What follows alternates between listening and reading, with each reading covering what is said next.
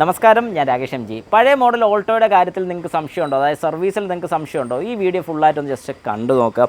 ഇങ്ങനെ ഒരു സംശയം എന്നോട് ചോദിച്ചിരിക്കുന്നത് അഖിൽ SH ആണ് ചോദിച്ചിരിക്കുന്നത്. 9740 ആണ് ചോദിച്ചിരിക്കുന്നത്. ചോദ്യം ഇങ്ങനെയാണ്: ചേട്ടാ, എനിക്കൊരു ഓൾട്ടോ LXi ഉണ്ട്. 2011 മോഡലാണ്. 1,17,525 കിലോമീറ്റർ ഇന്ന് വരെ ഓടിയത്.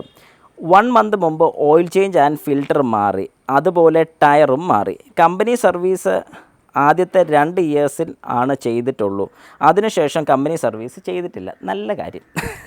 വേറെതും കൊണ്ടല്ല, ഞാനവിടെ കളിയായിട്ട് പറഞ്ഞതുമല്ല. ശരിക്കും പറഞ്ഞു കഴിഞ്ഞാൽ ഈ കമ്പനി സർവീസ് ചെയ്യാൻ റെക്കമെൻഡ് ചെയ്യുന്നത് വേറൊന്നും കൊണ്ടല്ല. കാരണം കൃത്യമായിട്ടുള്ള കാര്യങ്ങൾ എന്തൊക്കെ ചെയ്യണമെന്നുള്ളത് അവർക്ക് അറിയാം എന്നുള്ള സെൻസിലാണ് ഞാൻ പറഞ്ഞത്. അപ്പോൾ കുറച്ച് പേരെങ്കിലും ചോദിക്കുമായിരിക്കും എങ്ങനെ അറിയാം, എന്തറിയാം എന്നൊക്കെ ചോദിച്ചു കഴിഞ്ഞാൽ എനിക്കതിലൊരു വ്യക്തമായിട്ടൊരു ഉത്തരം തരാൻ സാധിക്കുന്നത് എങ്ങനെയാണെന്ന് ചോദിച്ചാൽ, ഇപ്പം നമ്മൾ ഈ ഓൾ കാർ സർവീസിലൊക്കെ കൊടുക്കുന്ന സമയത്ത് എന്തൊക്കെ കാര്യങ്ങളാണ് ചെയ്യേണ്ടതെന്ന് അവർക്കൊരു വ്യക്തത ഇല്ലായിരിക്കും. ഇപ്പം ഞാൻ ഏകദേശം ഇപ്പോൾ ഒരു 10 വർഷം കഴിഞ്ഞു മാരുതി വർക്ക് ചെയ്തുകൊണ്ടിരുന്നിട്ട്. ഇപ്പം ഞാൻ ഇറങ്ങി, പക്ഷേ ആ ഒരു സമയത്തല്ല, ഇപ്പോഴാണെങ്കിലും എന്നോട് ഒരു വാഹനത്തിന് എന്തൊക്കെ കാര്യങ്ങൾ മാറണമെന്ന് ചോദിച്ചാൽ കൃത്യമായിട്ട് ഞാൻ പറയും. വേറൊന്നും കൊണ്ടല്ല, നമ്മുടെ ഒരു എക്സ്പീരിയൻസ് മാത്രമല്ല, നമ്മൾ ഓരോ സർവീസിന് അല്ലെങ്കിൽ ഓരോ ട്രെയിനിങ്സും അറ്റൻഡ് ചെയ്യുന്ന സമയത്ത് ഓരോ വാഹനങ്ങൾ പുതിയതായിട്ട് വരുമ്പോഴാണെങ്കിലും അതിൻ്റെ ഓരോ ലിസ്റ്റ് നമ്മൾ അറിയുകയാണ്, പഠിക്കുകയാണ് ചെയ്യുന്നത്. അപ്പോൾ നമുക്ക് കൃത്യമായിട്ട് അറിയാം ഇത്രയും സമയമാകുമ്പോൾ ഇത് മാറിയേക്കണം. അല്ലാതെ ഈ പുറത്തൊക്കെ ഞാൻ കണ്ടിട്ടുള്ളൊരു കാര്യം, കുഴപ്പമില്ല, നമുക്കത് ക്ലീൻ ചെയ്തങ്ങ് വിടാം, അല്ലെങ്കിൽ തൂത്തിട്ടങ്ങ് ഇടാം. ഈ ഒരു തൂത്തിട്ടിടൽ അവിടെ ഇല്ല. പക്ഷേ അതുകൊണ്ടാണ് പലരും ഈ പറയുന്ന റേറ്റ് കൂടുതലാണ്. എന്തുകൊണ്ട് റേറ്റ് കൂടുന്നു എന്ന് ചോദിച്ചു കഴിഞ്ഞാൽ, പാർട്സ് റീപ്ലേസ്മെൻറ്റ് ചെയ്യുന്നുണ്ട്, വാഹനത്തിന് കംപ്ലയിൻറ്റ് വരാതിരിക്കാൻ നോക്കുന്നുണ്ട്. ഒരു കംപ്ലയിൻറ്റ് വന്നതിന് ശേഷം അതിങ്ങനെ ക്ലിയർ ആക്കാമെന്നല്ല ചിന്തിക്കുന്നത്, കംപ്ലയിൻറ്റ് വരാതിരിക്കാനാണ് നോക്കുന്നത്. സത്യസന്ധമായിട്ട് പറഞ്ഞാൽ അതാണ് ഒരു ഷോറൂമിൻ്റെ വ്യത്യാസം വരുന്നത്. ഓക്കെ, നമുക്ക് ബാക്കി വായിക്കാം. കമ്പനി സർവീസ് ചെയ്തിട്ട് 2 വർഷമായി. ഓക്കെ, സോ ഇനി എന്തൊക്കെ കാര്യങ്ങളാണ് മെയിൻലി സർവീസ് ചെയ്യേണ്ടത്, എന്തൊക്കെ പാർട്സ് മാറണം, ഓൾട്ടോനെ പറ്റി ആരും അധികം പറയുന്നില്ല.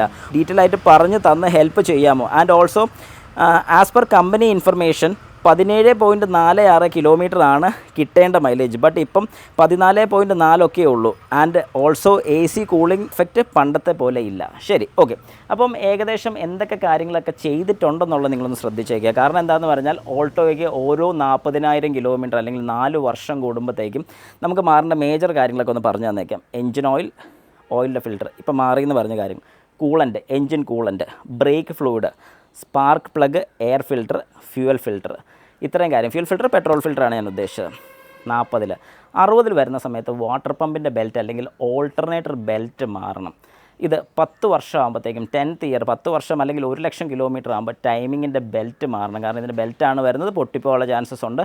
അതുകൊണ്ടാണ് കൃത്യമായിട്ട് 1,00,000 കിലോമീറ്റർ അല്ലെങ്കിൽ 10ാമത്തെ വർഷം, 10 വർഷം എന്ന് പറഞ്ഞാൽ ആകപ്പാട് ഈ വാഹനം ഓടിയിരിക്കുന്ന ചിലപ്പോൾ ഒരു 50,000 കിലോമീറ്റർ ആണെങ്കിൽ ഉറപ്പായിട്ട് മാറി വിട്ടോണം. കാരണം ആ ഒരു വർഷം മാത്രമേ അതിന് കാലാവധിയുള്ളൂ, ആ ഒരു വർഷം വരെ കാലാവധിയുള്ളൂ. അതുകൊണ്ട് കൃത്യമായിട്ട് മാറി വിട്ടോണം. അപ്പോൾ ഇത് കേൾക്കുന്ന കുറച്ച് പേരെങ്കിലും എന്നോട് ചോദിക്കുമായിരിക്കും, എൻ്റെ ഓൾട്ടോയാണ് ഇപ്പോൾ 11 വർഷമായി, ഒരു പ്രശ്നമില്ലല്ലോ. പൊട്ടിയില്ല, അത് ഭാഗ്യമാണ്.